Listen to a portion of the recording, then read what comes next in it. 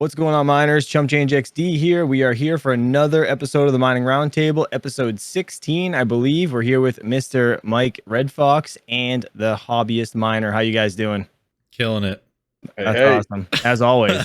I know you just got back from vacation, man. How was that? It was great. I definitely needed a break from all things related to my life. So Yeah, it was really good. And I came back and padded it with like a day off from the real job. And I got to work in the basement, filmed a bunch of videos. So it was good. I feel refreshed and ready to go.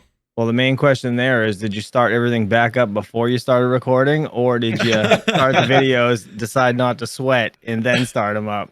Dude, yeah, I started everything right up. Actually, I still have one rig that's not working. My 1660 Ti, 8x1660 Ti rig isn't working, and it's on Windows. It's one of the last rigs on Windows, and it's in the garage, so it's like I got to move like a display out there and a keyboard. And I'm just like, yeah.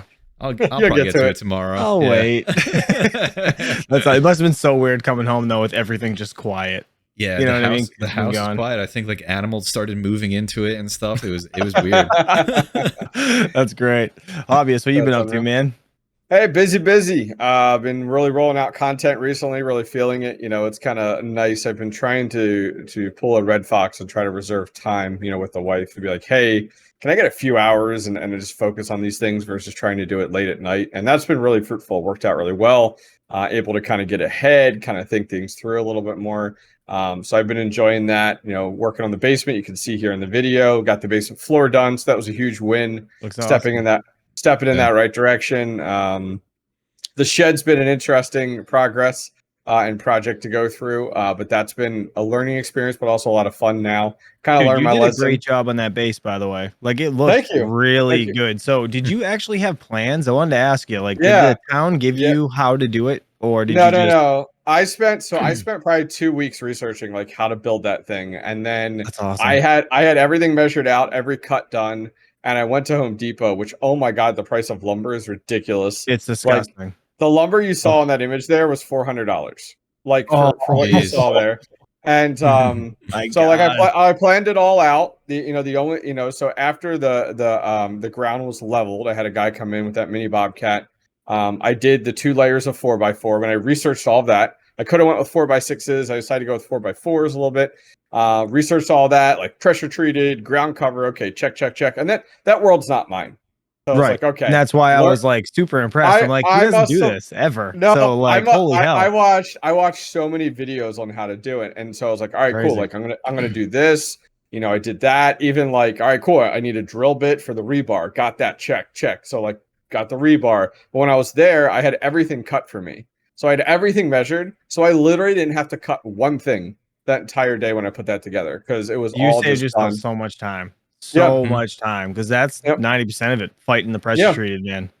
Yeah, so I had it all measured out, and the bags of gravel is where I came up short. So I bought 54 bags at first that I first did, and I ended up buying another 20 on a second trip, and then my last trip I bought another 5, and I have like 2 left over as we start to get some water erosion just to see like where it sits. But so at the end of the day, that's kind of where I ended up. I could have gone the route of like having a truck dump some, but I was like, I like the bags because then it's cleaner. Like it's a little bit cleaner, it's a little bit easier, you know. So that worked out well. So yeah, I finished it all. 2 days. First day was just doing the barrier or the perimeter on the outside. You were doing my research, did the weed paper, stapled that in, put the gravel down, got a tampered that down, leveled it again. Built the deck, got a pressure treated 2x4s, and then on top of it with decking boards, spaced them out even, perfectly. I went ahead and used shims. I had 4-foot shims, so it made my life real easy. Put them in place, separated it all out. So it went together. It went together really, really well. And literally today, I just finally got rid of the it took me over a week to get rid of the massive mound of dirt from the original setup.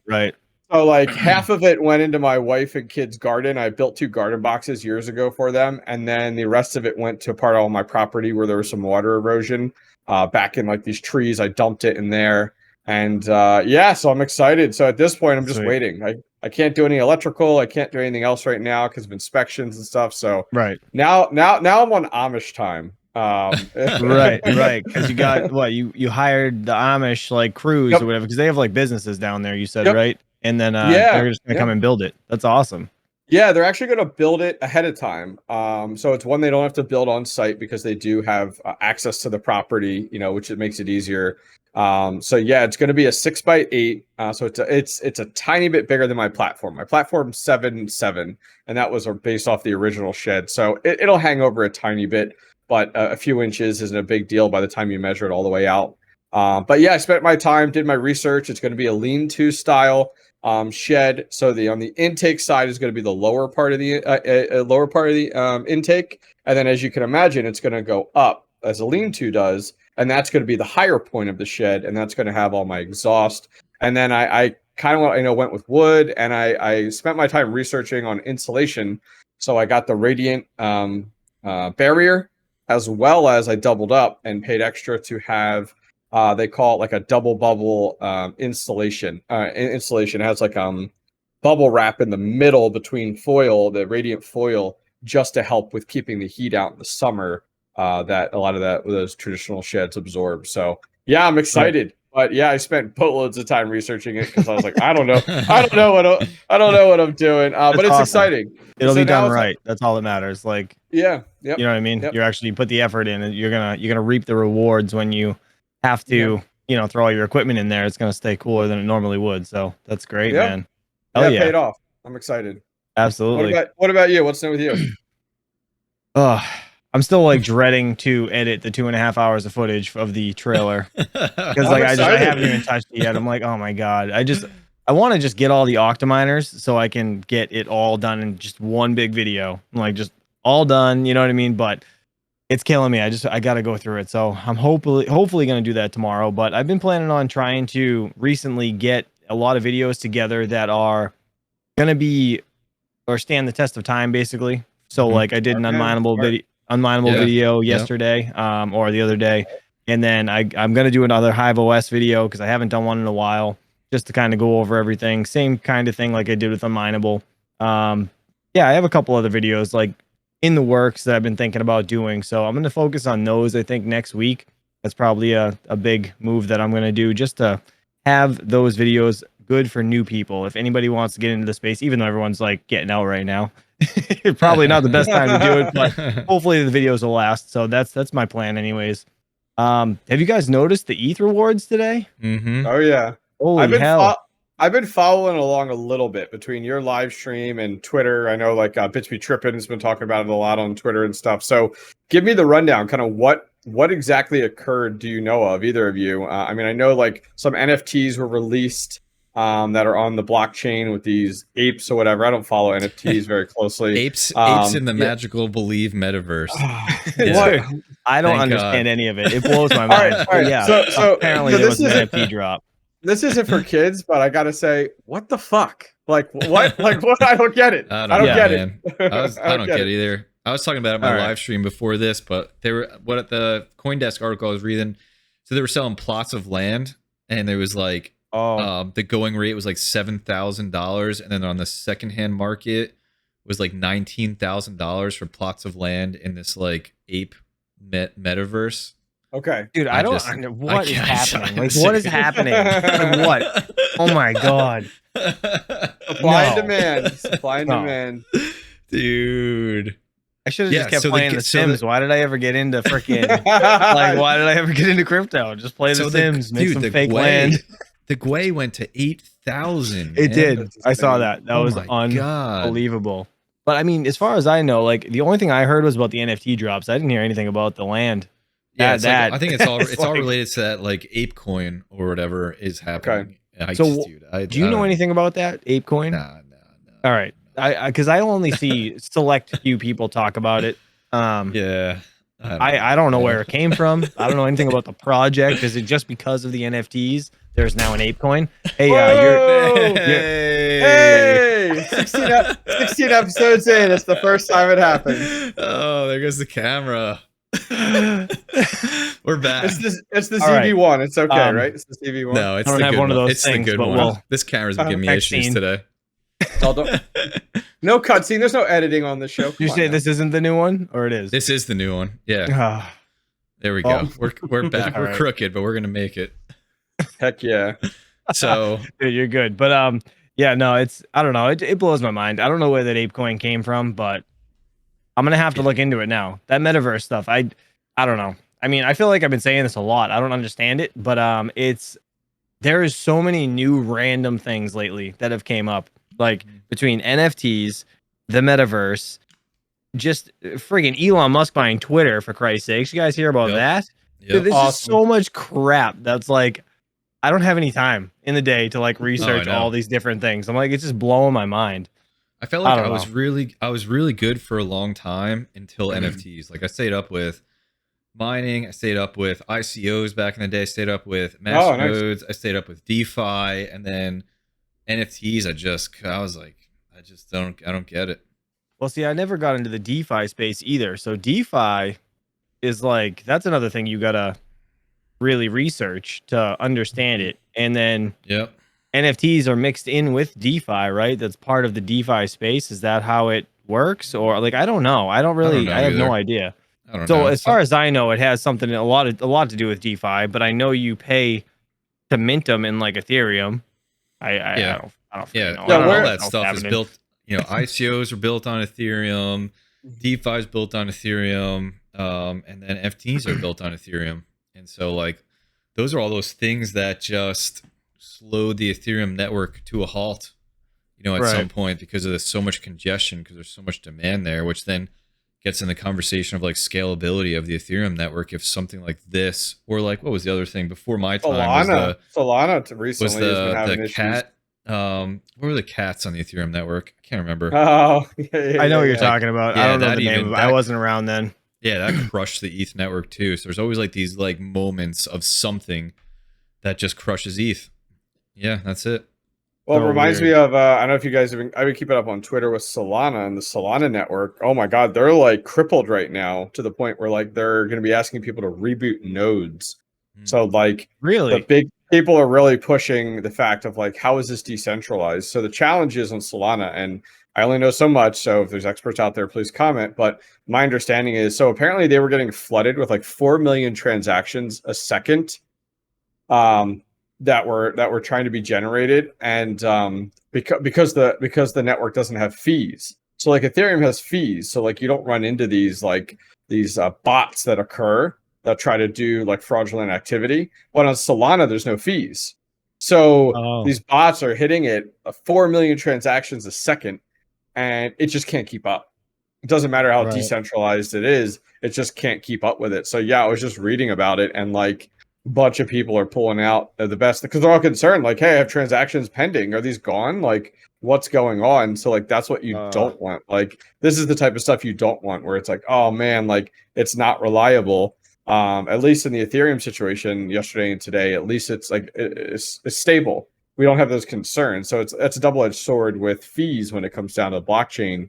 Because of that, like it's a blessing and a curse. Right. Man, that's crazy. Solana. Absolutely. So, are you? Did you guys see much profitability change on your daily profitability off of ETH based off of this?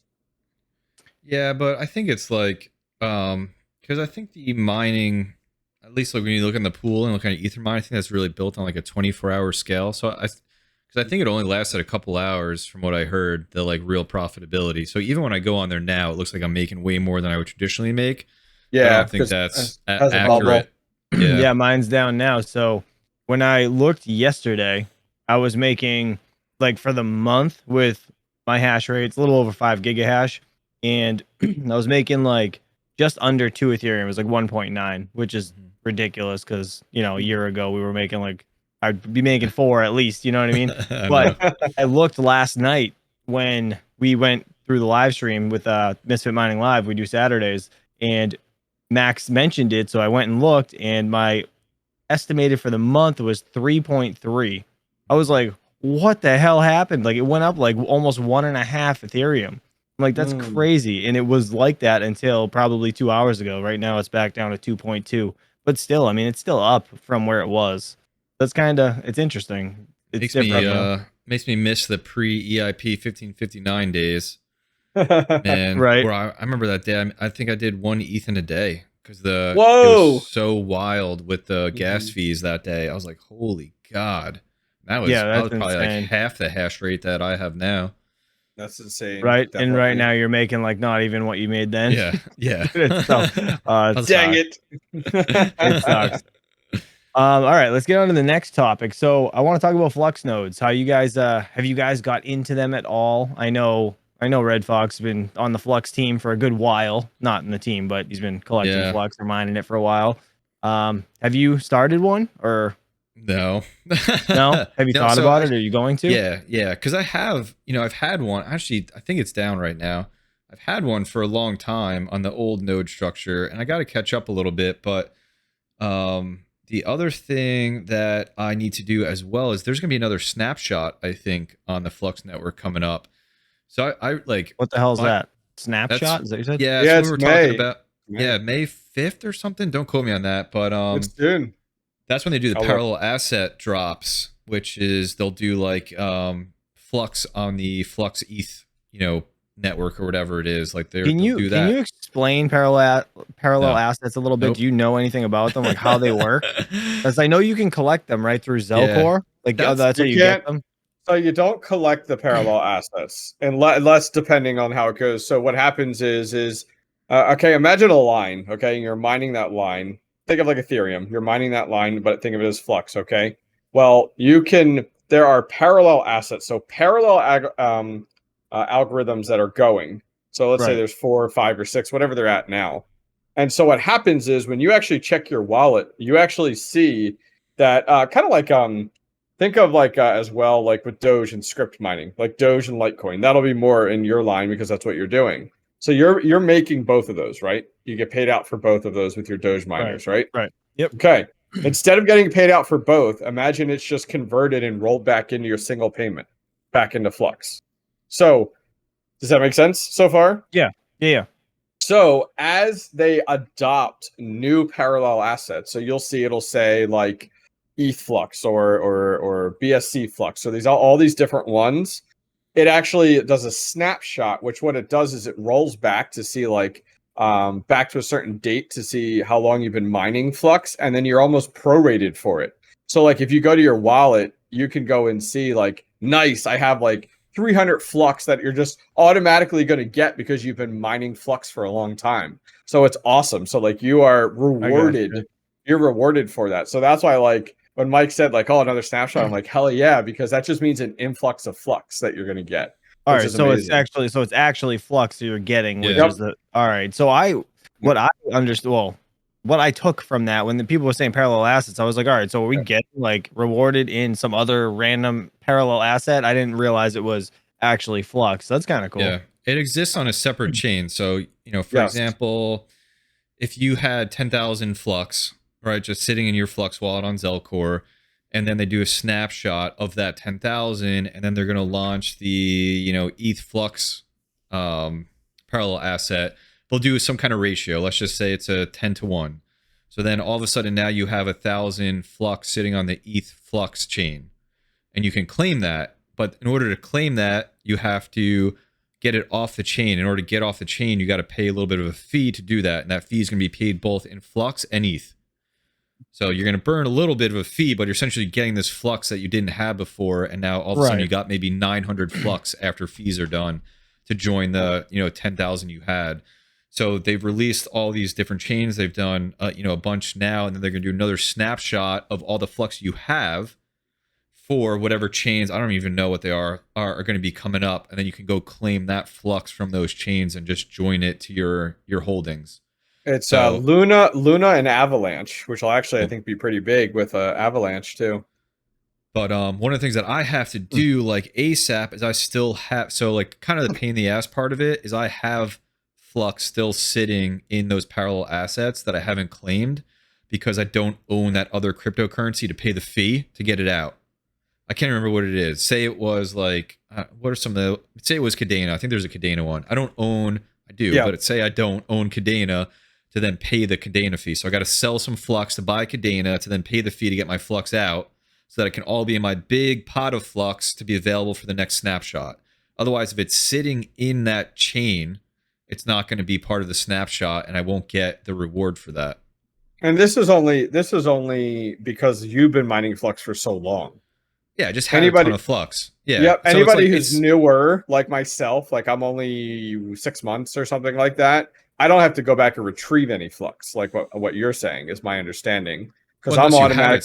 If you still have it sitting in the chain, then it's not going to be part of the snapshot. Correct. So like with miner pool, I don't have to worry about that, my understanding, because they convert it and you pay out in Flux. So I don't have to do anything over on that. So like that's the benefit. But Mike here, Mike's been accumulating Flux for so long that like he has to go through some of these or if you have a Flux node, there's going to be a snapshot for that, and you're going to need to go take care of that too. So the best thing to do from my understanding is get all your Flux in one place in Zelcore.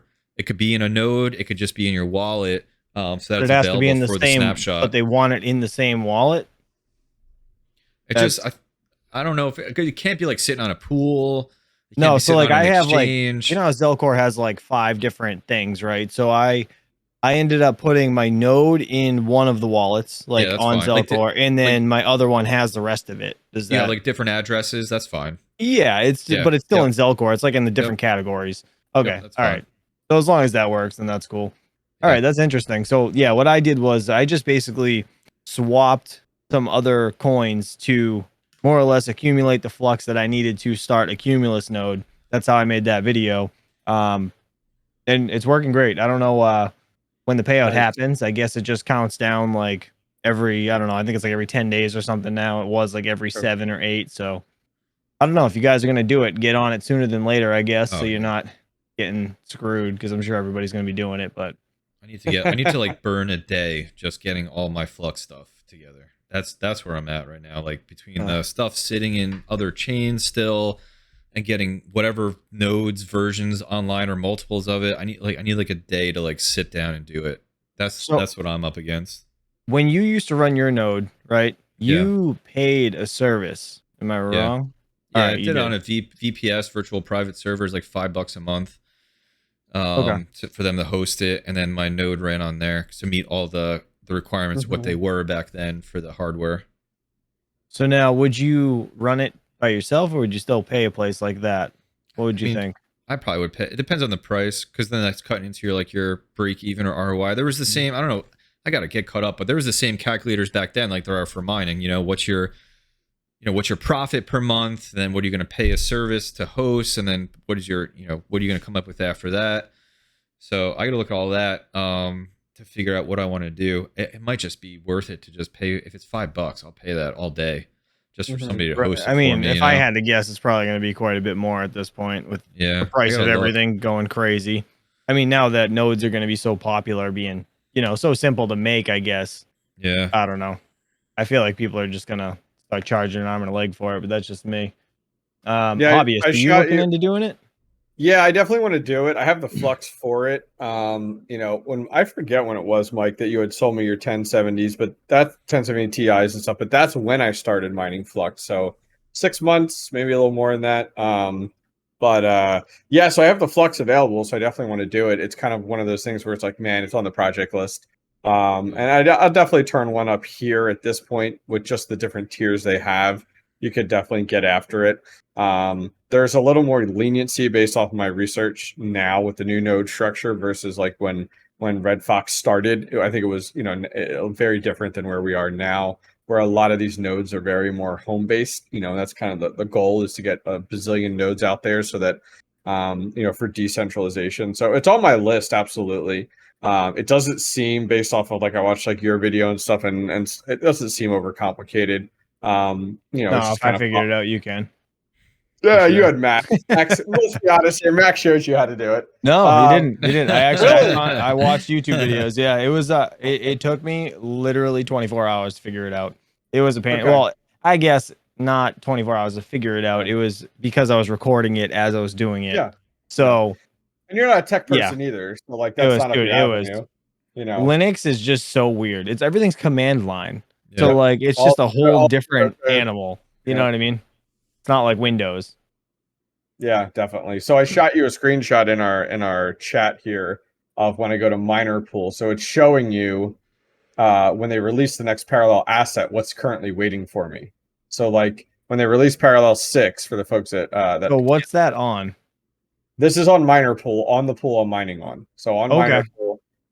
So it shows you right there that, and you accumulate that. So right now it says for me, when they release parallel 6, I will ingest another 127 flux just because I've been mining it.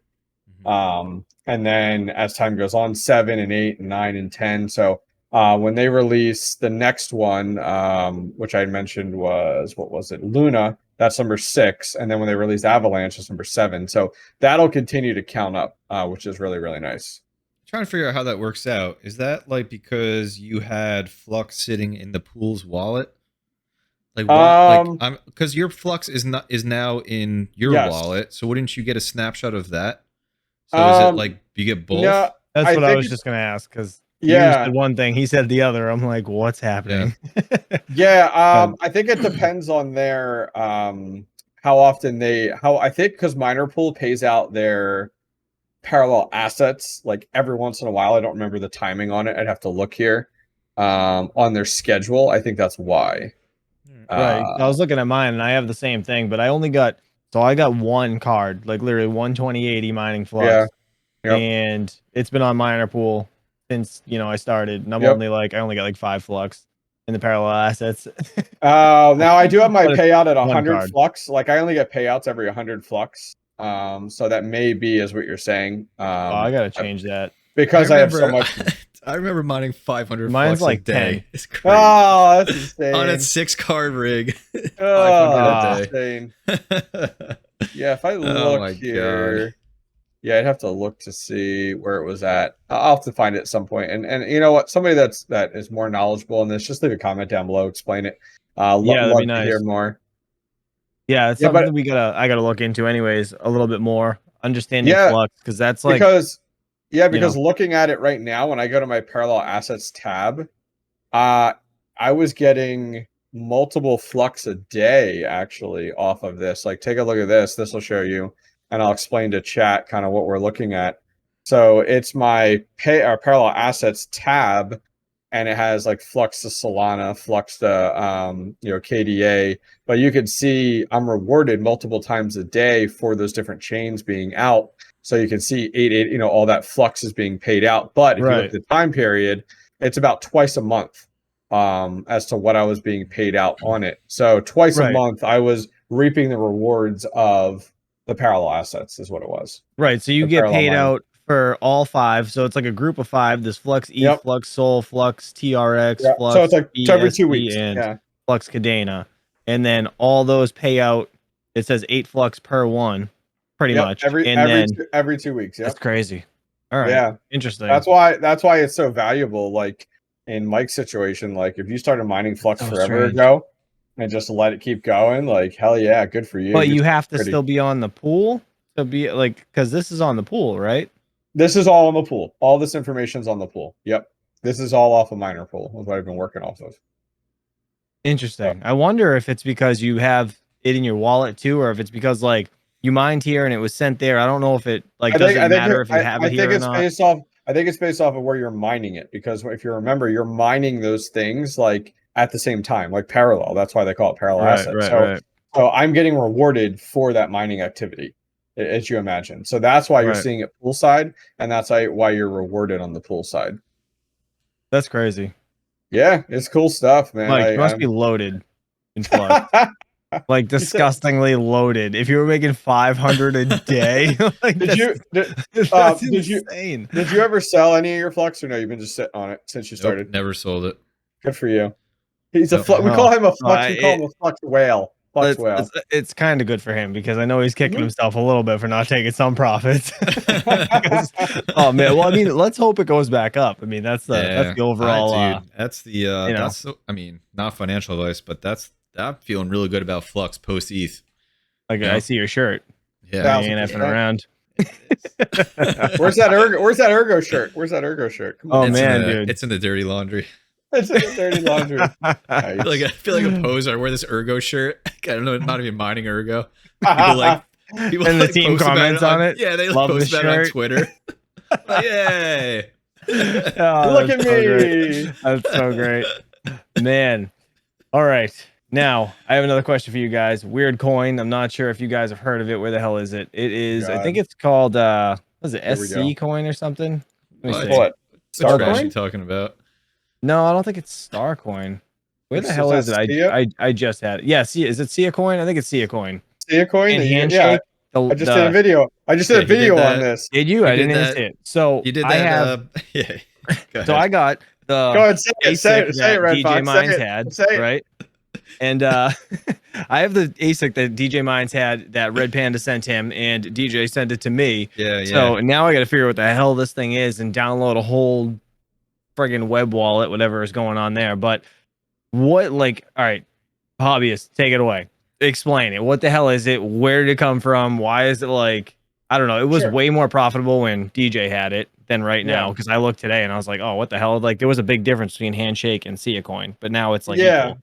Yeah, there's definitely you can go either way. So it is not it does not do like script mining like you'd think with like Litecoin, Dogecoin at the same time. That would be awesome. Right. It actually does one or the other.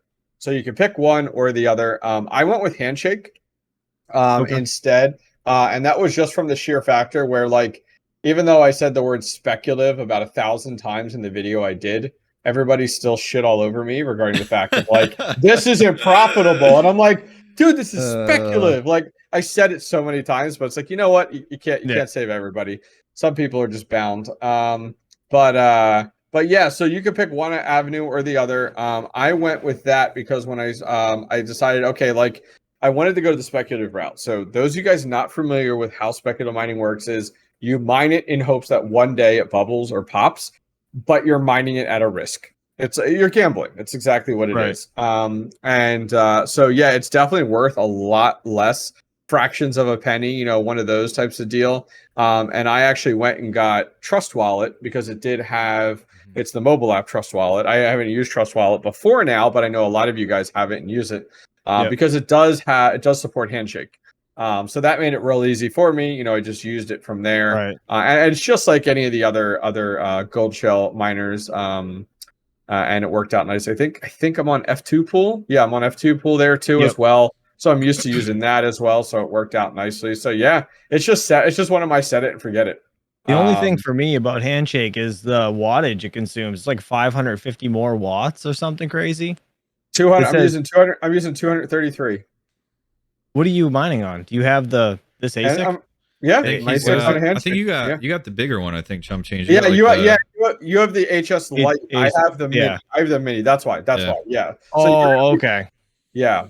Thank you for specifying that. I got you. All right. So I was like, what the hell? So this one's like 1,250 watts for a Handshake when you're mining that, and then the Sia is 700 watts. It says. Yeah. Wow. So it's like significantly different, and the price of Sia is like what 30 cents less right now than Handshake, but it was 4 times the amount it is right now. You know, the other 3 times maybe when DJ had it like last month. So if you look at all time if you look a lot of things with speculative mining like this, you want to look at like all time high in order to give you an idea. So like, okay, this has potential and stuff like that. Yeah. Right. I didn't. So like to be honest, I didn't watch DJ's video until I got this thing, and I'm like, I don't watch ASIC videos because I'm not an ASIC guy. Like I don't buy ASICs. So I'm like, I'm not even gonna fill my brain with this because I'm gonna forget it, and it ain't gonna be like I'll go there, say hello, and like I don't pay attention to the video because I'm like I just don't have time. Like if I'm not doing anything, I'll let it run to give my guys like showtime, whatever, you know. But I won't pay attention to it, and I didn't even watch this. I just saw like Red Panda sent him an ASIC. I'm like, all right, let it run in. I was doing my thing, whatever I had to do, and then I'm like, wait. I thought it was a Bitcoin miner he sent him, but he was talking about a Bitcoin miner he had and comparing the sizes of them. Got it. Yeah, in the video. So I thought it was a Bitcoin video the whole time. I didn't even realize it was Sia, and I'm like, what the hell is Sia? And what is Handshake? Where did this come from? Like, what? Ready for my Handshake story? Yes. Let's go. Talk I just looked it up. Are you a billionaire? No, I sold it all. I started mining Handshake March 7th, 2020 on my Black Miner F1 FPGA. So it's like 7 or 8 cents. I'm looking right now. And then I sold it all August 7th, 2020. All 1,000 of them. And now I have 0. Oh, it bubbled in May. It bubbled in the end. Yeah. Oh, I was looking in May. It was almost up to $1 in May of 2021. Actually, man. yeah. There When it did you say you is. sold it? What month? What did I say? August 2020. Gotcha. That was my Yeah. clearing of like shit coins. I Yeah. was doing around then. I like mined so many. I was like, I don't want any of this crap. And I Oh, just yeah, sold all you've of been it. around for a while too, so you must have so many of those random ones that came and went. Not anymore. Sold so Not many anymore. of them. I was like, Yeah. yeah, I'm done with this crap. Well, It's what I it's did just was crazy because I don't hear like Handshake was a thing then Yeah. that FPGAs could mine, and then you don't hear anything about it. It's just so funny now. Here we are 2 years late, Is it- years later to hear it again. is it a good project? Like, do you know anything about it, or is it I mean, just it's been like 2 you mind years. because It's been out over 2 years. Anybody talking about it? No. no, that's why I'm like I didn't even know it was an ASIC. Like, what the hell is this? So when he sent this and I saw Sia, I was thinking Starcoin because I heard of that, right? Yeah. Yeah. People talked about that a little bit, and then I'm like, what the hell is this one? This ain't Starcoin. I'm like, this is so different. I And got yeah, myself- I don't know. I'm like, so I got to set this thing up. I guess I got to use I forget what it is. He said it in his video, Mister. There it is. That's Starcoin. There you go. So you got one of those too. I got one. Sounds Of like- those I got to set Sounds up. like a good Um, coin. Dude, I'm just yeah. So all these CoinMar- BS coins, man. I just can't do it. Dude, I it's can't. so bad, man. It's so many. Coin mining Central sent me the Handshake one, and I was like, all right, cool, something different. You know, like I'm all about, as you guys know, like I don't mind like these type of things, like these kind of like these random speculative coins, especially with like these mini ASICs. Like you set them and forget them. Like these are not GPU rigs where like they need maintenance and upkeep and stuff like that. You Yeah. set these mini ASICs and they just work. Like Right. that's awesome. So with this one, the Starcoin one, SK Mining actually sent this one to me. I'm going to be opening it up next week, and it's the same thing. It's like this is purely speculative, and it's like I'm going to put it out there, and if you make a profit off of it in a few years from now, awesome. If not, not a big deal. It's 233 watts. It's like great. Like it's not a huge investment there. So That's I'm the best all part for about 'em. those. The low watts. Yep. Like that's you know what I mean? You can Yeah. you can deal with some spec mining when it's low watts versus like an entire rig and you're trying to spec mine because then you're like just burning electricity. You know what I mean? Yep. So Well, I think it's hard too when you look at it like, you know, I played around with Ravencoin Lite, you know, on your or these other ones on your GPUs. And it's like, Yep. man, you could be mining other things that are more profitable. Well, when you have a dedicated little mini ASIC to it, it's like this is all it does. right. So it makes it a little bit easier. And the fact that you just set it, forget it. Like I just feel like taking these things and giving them to like my parents and being like, here, plug it in your house somewhere, and great, I'll check on it in 10 years. You know, like Right. you don't Right. have to worry about it. So yeah, I don't mind them. There's a lot of people like on my Handshake video I did who really despise like speculative mining, and you could see it. And it was like this is, you know, I was like, wow, like there's so many people that are just so anti it. And it's like, boy, when ETH goes to proof of stake, everything's speculative mining at that point because we're just chasing our tails to kind of figure out what's going to be the most profitable. Who was I talking to? Was it DJ Mines? Yeah, it was funny. I was talking to DJ Mines and we were talking about is HiveOS going to build in a an algorithm switching solution into their platform? Because like, man, if they're not, imagine when ETH goes proof of stake that first few weeks. Like, holy cow. Yep. I don't know. Was, I mean, I know they're based in Ukraine, so they don't really have a lot of time on their hands. But right. If they haven't been working on this for the last year, I mean, holy cow! I Like, don't think they have much of a choice. They're gonna have to make a decision. because how are they going to make money? No one's able to Yeah. mine ETH anymore, and that's how they make Right. it off their percentage there. But it's like, man, like you look at NiceHash, and like everybody has really shit on NiceHash over the last few years. But looking at it now, it's like that's a really good saving grace over the next year or two. When it's like if HiveOS has that built in, they're gold. But if not, it's like, what are you going to do day one? Like day one, things are starting to switch. What are you going to be sitting there keeping an eye on things? All right, I'm swapping, I'm doing this, I'm doing that. I mean, when you get to decent sizes, like some of ours, especially you guys, holy cow, like it is like a full-time job keeping up with that, swapping those things over. Yeah, it's not gonna be easy. But speaking of like speculative mining stuff, I was talking to Max Voltage and he agreed like what you guys should do if anybody's interested in spec mining that's listening. What I would do, not financial advice, but mine what's most profitable and just swap for what you want instead of fighting to mine these, you know, for a lack of a better word, shit coins. And, you know, you're just burning electricity, really not making as much as you could actually make if you just swapped it, because you'd probably get more by mining ETH and swapping it for that coin. I mean, that's just my 2 cents on that. You have anything Yeah, I to say think about that? yeah, the only thing you consider is you got to do like you got to take into account transaction fees and trading fees just to make sure you're still coming out on top. Right.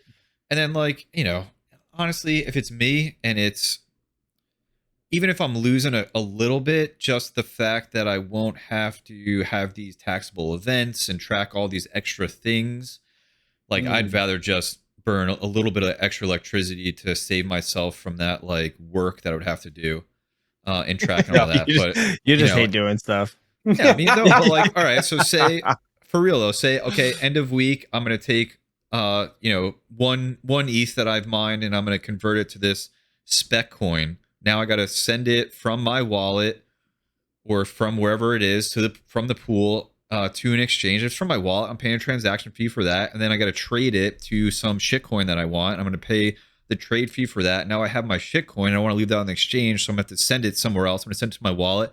I'm going to pay a fee to get it out of the exchange into my wallet. So now I've burned some money there. And I've also maybe just spent a half hour doing all of that. And now I have to put that into my coin tracking as a taxable event and make sure I log all that. So maybe it's like, true. you know, she's just thinking about like all of those things. So that's why I think about like, I'd rather like lose a little bit because I'm thinking about like, what's my time worth? Right. And that's so it's not, people always say that kind of stuff. It's like not as easy as that. They go, oh, you know, you should just sell what's most profitable, get the stuff you want. Yeah, if it's like a huge disparity, for sure. Right. But Right. if it's anywhere, like where's your like ratio that if it's within this, I'll just mine it. It's fine. That's what I always think about. Yeah. Well, no, that's I why get that. that's the benefit of being a GPU miner versus like a mini ASIC miner. Like you're a GPU miner, so you have that ability to flex one Right. direction or the other. Like that's the really nice thing when I talk to people and they're like, "Oh, I want to build a rig," and they're kind of up in the air. And I'm like, "Well, here's where the really nice thing is like you're not locked into like Ethereum. Like you could mine whatever you can, you know, on a GPU based off of like the DAG file size, and it's always like an aha moment for them. So it's like, wow, like one day I can mine this and I can mine this. It's like, yep, you absolutely can do that. Versus like, nope, these mini ASICs, you're locked in. Like that's all you get. And plus you have your resale value. So no, I agree. I have, it's interesting you bring up like your value of your time. So like as time has gone on and I don't, most people run into this, but I think as we are, part-time, we'll say, content creators, which seems like full-time though, but, part-time content creators, it's like we value all the time we have to be creating this content, let alone like we've talked about it. When you don't turn on the camera and you just work on mining stuff, how enjoyable it is. So it's like when you're really trying to look at your time of the day, how much time you want to invest in it, just like Red Fox had said, like, hey, if it's not much time and I can just go click, click, click and I'm done, awesome. I'll take it. Right. Yeah, it makes sense. I mean, that's kind of like, you know, the coinly.io or whatever the ones you cointracker.com or whatever you use, Mike. I know I mean, you just plug in the wallet and it pretty much pulls everything. That's I mean, it's pretty simple. It's really I don't think it's too complicated, but I get what you're saying. Like you pay per transaction, like you the higher transactions, it's you know, it costs more to have that tracking software and your whatever your I don't know, whatever the paper is they give you for taxes at the end of it, it costs more to get that when you have more transactions. So I understand what you're saying in that end. But yeah, I mean, crazy. So Mike, what do you got going on? I want to know, have you started doing anything in the garage yet? I know you just got home, I but have you been agree. like planning on this? I know your wife today, actually, I was seeing her saying in the chat she wants a new house with a detached garage. Yeah, she does. You're Tells like, me we're that not all the selling time. it. I moved this now 7x3090 OCTOMINER out there. So that's out there. 7 by 3090. How annoying is that not having 8? Yeah, it's the worst, dude. Are you kidding me? I just had to give you crap because I know it's itching you. You know, but that's out there. One of them still thermal throttling. So it's the EVGA for the Win 3 too, which sucks. So I got to figure that out. That card it's just not a good one for whatever reason. So that's out there. The Jazz Miners out there. 1660 Super or TIs or whatever are out there. Because you put So a new panel out there, right? no, not yet. I'm like now maxed out on that. So what I did is I was like, oh, let me move this OCTOMINER out there. Once I realized that I put in for the ASIC, which is now off the Bitcoin ASIC, I have a 20 amp 240 volt circuit out there. Oh, nice. So I have a plug that goes to that weird looking plug to the C19 that can go into the OCTOMINER. So I was like, all right, got that, but I still need to upgrade the electrical out there. So that's on the to-do. I've been like just heavy since, what was it, 2 days ago in the Ethereum stuff with the difficulty bomb going off and like just trying to get a sense of where we're going. Listen to that whole developer call for like an hour and a half. Oh my God, it was brutal to listen to. And then I checked out like Red Panda's video and all that stuff on it, but just did like a lot. I spent probably like an hour just diving into that rabbit hole, just kind of understanding difficulty bomb and I'll give it to us. What's your thoughts on it? Well, it's interesting because I mean it's off right now. Like the difficulty bomb is happening and you can see That's what I thought. Okay. So how does it like, does that have anything to do with the profitability right now, or is that like just irrelevant? It like the good profitability is irrelevant. Right. Like, it would be bad, right? It would be bad. Yeah. Okay. Yep. Yeah. And this is like the 4th or 5th time it's gone off because it's always existed to be a part of turning off proof of work mining, to have proof of stake be the dominant chain. Because in the past, the original thought was, because the difficulty bomb's been around since 2015 was the first time it was talked about and then put into code in Frontier, which was the first like upgrade to Ethereum's network ever. And it was put in there because they knew back then they wanted to do proof of stake, and there were going to be 2 different chains, the proof of work chain and then the new proof of stake chain. And they didn't want anybody to keep mining on proof of work, so they created this difficulty bomb, which would then just, the difficulty would go up and up and up and up and up and up. Block times would be super long, and then essentially the Ethereum network would, proof of work chain would freeze, which is why you hear the term ice age all the time. It would just freeze, and so there's no incentive to mine on it. You would have to go to proof of stake. The thing that's changed, and so that's existed, right? And they just keep pushing it back. That's why they did all those hard forks. And if you go look at some of the charts, they're essentially kicking the difficulty bomb back, a year, then 6 months, then again and again and again, because proof of stake just still hasn't been ready since 2016, 2017. Here we are in 2022. Well, I hope it goes for a couple more years. Yeah, me too, right? So the thing that's changed now is they're not going to be 2 separate chains, right? That's why it's called the merge. The 2 chains are going to merge together. And so here's like the 2 ends of it that I've seen. One, which is super simple, is let's just push back the difficulty bomb so we don't have to worry about it, right? So that the merge we can get to the merge when we can. So maybe we push it back to next year and it's just not a thing we got to worry about. The other side is it's a good thing because it's going to start kicking miners, off the network based on their electricity costs. Because what's going to happen to us is profitability is going to drop. Less blocks means less profit, in its simplest terms. So if that starts to happen, that's like a good thing. That's like, oh, the merge is coming, guys. Like, get ready. Proof of stake is the way, and it's going to start like slowly phasing out miners to get used to proof of stake. The other reason it's a good thing for proof of stake is if it stays where it's at, nobody can then fork the Ethereum chain and keep mining going if they wanted to, because the difficulty bomb will be there to still then freeze the chain at some point. So there's no incentive. So the problem is there's no time frame for the merge. If it was 4 weeks from now, then you're probably fine. Like block times might get a little longer, but no big deal. Merge is going to happen. The problem is if the merge is going to happen in like December for an example, and your difficulty bomb is off right now, and it's going to get really bad really fast. If you look at the charts, then you have an end user issue where block times are long, which means transactions are taking really long, and the whole Ethereum network is now a problem. And that's the problem right now. That's the balance, is like, how soon can we merge? How soon is this difficulty bomb going to make the Ethereum network horrible? And what do we do? And so did they talk about this in the this is what they talked about. Yeah. And so right now they said, in the next 2 weeks, which is the next meeting, a little less than 2 weeks, nothing drastic is going to happen. The bomb's not going to get really bad. It's not going to fall off a cliff. But they should decide in 2 weeks what they're going to do with this difficulty bomb. So they're gonna Oh, do their like shadow timing and forks, stuff, yeah. and all that. So then in 2 weeks they really need to make a decision, and that's what they said. In 2 weeks, let's make a decision on what we're gonna do with this thing. If they kick it down the road, that's great for us because we know that mining profitability will essentially stay kind of where it's at, or where it is. Yeah. yeah, until merge happens. If they decide to keep it, mining profitability will just keep going down and down and down and down and down until the merge happens. But then it's giving them a time limit. They need to hurry the F up. And if Yep. they're not ready for it, then yeah, it's a bad move. Yeah, I get it. exactly. That's crazy. Yeah, That's so a lot to fun think about. stuff. Yeah, dude, it's crazy, right? So like so many people are like, oh, the merge, but like really the topic right now is this difficulty bomb and what's going to happen. Especially if it's already started. Now it's like, Yeah. all right, well, Yeah. it's something's got to give. Like we got to figure Yeah. it out. And like, Damn, that's wild. like mining profitability and all that stuff aside, like this stuff is so cool to me. I love it. Yeah, that is kind of, it's very interesting. I've never heard the term ice age. Like I haven't been in it that long, I guess. I don't know if you have, Hobbyist, but that's nuts how it just freezes the chain. That's crazy.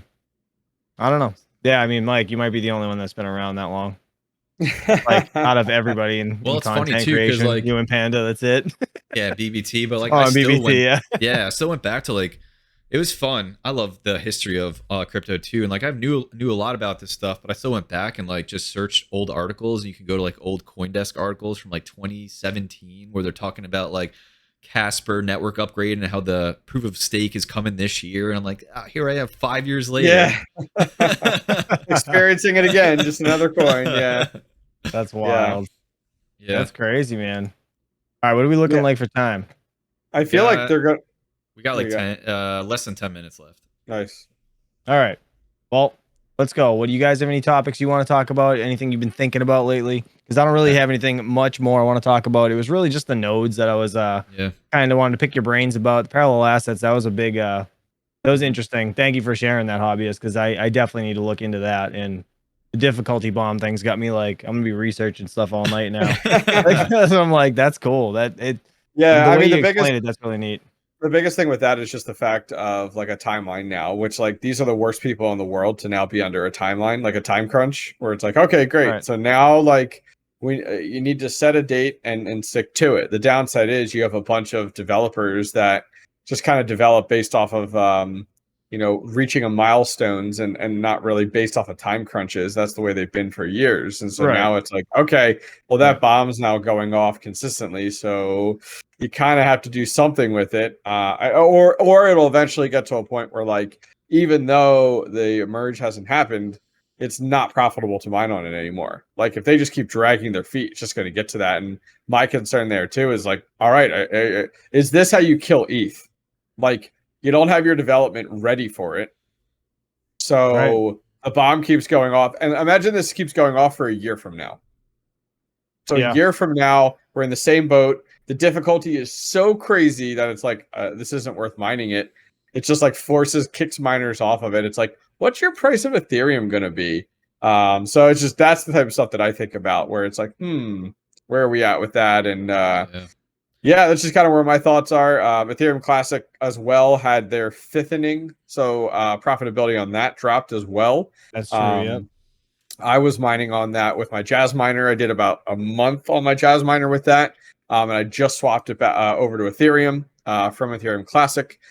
Just because of the fact of that profitability right now in Ethereum Classic is lower. They were pretty close within, I would say, about $3 when I first got my Jazz Miner, but with the ETH bomb and now with the fifth inning, there's just definitely a larger spread between the two. So now I'm on Ethereum with that at this point in time. But yeah, that's just really what's going on in my world right now. Nice. I'm trying to think like what would I want to have, like if I'm Ethereum devs. Yeah. I'm thinking like, because somebody made a good point. It was probably BBT. It was like, nothing's going to happen. You can't push it back to like the holiday season because who wants to do a huge network upgrade then? Oh, yeah. You know, because you're going to not want to work. So it's like, do we just move the bomb back to like Q1 2023? And like, there's like, now you have time and you could still merge before that if you wanted to, but now you're not like just get it out of there. Yeah. And it's still like in a point where if you merged in like August, yeah, if somebody like, is there really incentive to fork a proof of work Ethereum chain at that point, knowing that in January anyway, the bomb's going to go off? Like, why would I want to fork it for like 4 months and then it's going to be worthless? You know, Yeah. I just feel like that's a good time frame considering where we're at. It's May already. Right. You know, like you don't want to roll this thing into October, November, December. Just push it down to Q1 2023. I think that makes sense to me. It does. Because I mean, you got to think too. There's going to be a lot of people, you know, traveling for the holidays or not around, and I mean, you know, people have lives. It's going to happen with, you know, the dev team too. Like, Yep. there's stuff going on, so it's not like it's going to be easy around those times to make a really big decision like they're trying to push. And to be honest, like I don't even understand how proof of work or proof of stake rather is more beneficial to the network. I mean, do you really fully understand that why it's more beneficial to have proof of stake? Any of you guys? I mean, you could talk about the energy factor, right? That's always the big thing. Well, Yep. I mean, obviously, besides Yeah. like that's obviously a big deal, but like in general, like how does it help the network like more? My understanding was it was a security factor when you move to proof of stake versus proof of work, and there's a huge security value to it. Is But my like, understanding. so like the way I think of it, right? Like miners are such a big deal to Ethereum right now because I feel like we support the network in a huge way. I mean, Oh, yeah. it's true, you know. Mhm. If we go away, who gives a shit about Ethereum at that point? I mean, I know it's like a lot of things run based off Ethereum, but like I don't know. Is it gonna go south once this happens? Like, It becomes like it goes I don't from know. like my opinion on it is it goes from like maybe like the working man class to like Yeah. the like CEO level, like high, Investors. yeah, class. Because then you gotta think about the amount. What is it going to be like $100,000 to run Yeah, your own Ethereum node? yeah, You know, Yep. nobody can just go buy a GPU at a store and get Ethereum anymore and participate. Yep. Like that's it. So, you know, you'll hear the make the rich richer, and you'll hear a lot of centralization happen. And that's the class it's going to exist in, and whether that's right or not, you know, I don't know. Like if you want Ethereum to move forward and be this world computer, that it wants to be, Yeah. like, is that you're the kicking move out it has? 90% of the Yeah. population. Like, Is that Yep. you is know that what I like the mean? move it needs to make though? I don't know, because you know, then you got Ethereum 2.0 after that, and the scalability is such a huge topic. It's like, does this need to happen in order to solve the problems that it has? I'm not researched enough to know if the answer is yes or no to that, but I also, like, part of my learning is like I would love to go back to 2015, 2016 and find out why from the start this is the way they wanted to go in the long run. Like, Right. why Was was like the this a goal. decision they Yeah. wanted to make?